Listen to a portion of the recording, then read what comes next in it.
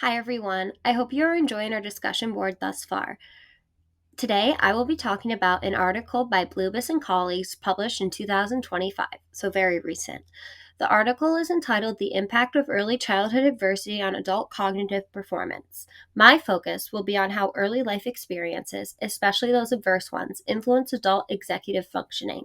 I will even go into the specifics of a certain executive function, cognitive flexibility. But first, let's look at the hypothesis. The researchers hypothesized that early hardships like family stress, neglect, or poverty could shape how individuals think, organize, and respond to change.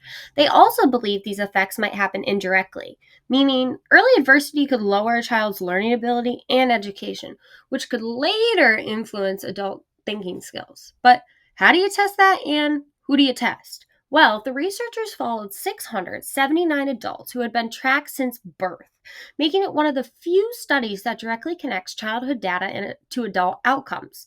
By the time participants were about 33 years old, researchers examined how their different early life factors impacted their adult thinking skills. Let's look more into these factors. The four main factors that were analyzed were early life adversity.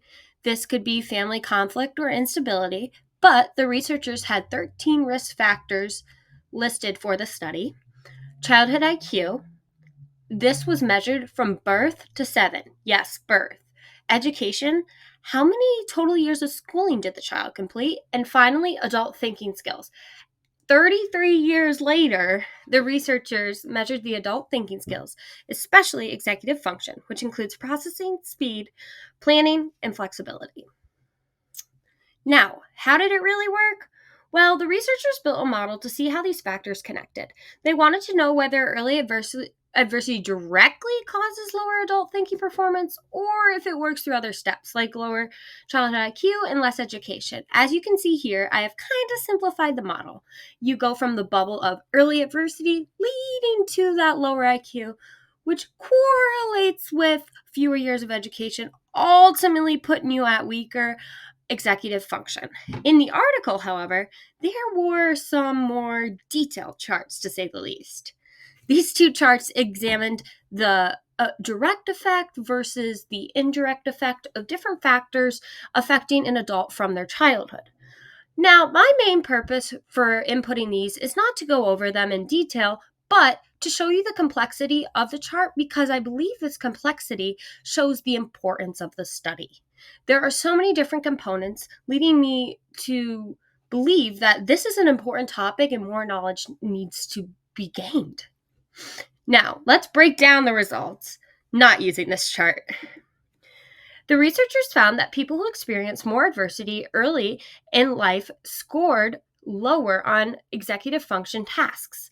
These adults had trouble measuring planning, processing speed, and with their mental flexibility. However, what's truly the kicker is nearly 100% of the effect was explained by the two factors we listed earlier, child IQ and education. In other words, the hardships themselves weren't what caused lower thinking performance. It was the fact that those hardships affected the learning opportunity for the children over time. So it's that indirect effect of early life experiences, early life adversities to be more specific, creating difficulties for adults with executive functioning. Now, if you look here, you'll see among all the brain skills measured, memory, reasoning, knowledge, and executive function was the most impacted by early adversity, which I found to be very intriguing and also shows you the importance of both executive functioning and the adversities a child experiences, even 33 years later. But wait, it gets better. Actually, it does get better, for real. An adult's executive functioning has the ability to be recovered. It is indeed the most recoverable aspect of the brain. Education, even later in life, can help to restore flexibility and those missing problem solving abilities.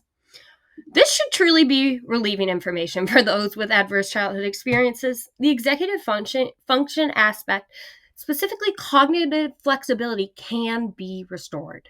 A person can still develop those emotional balances, resilience, and have better aging outcomes.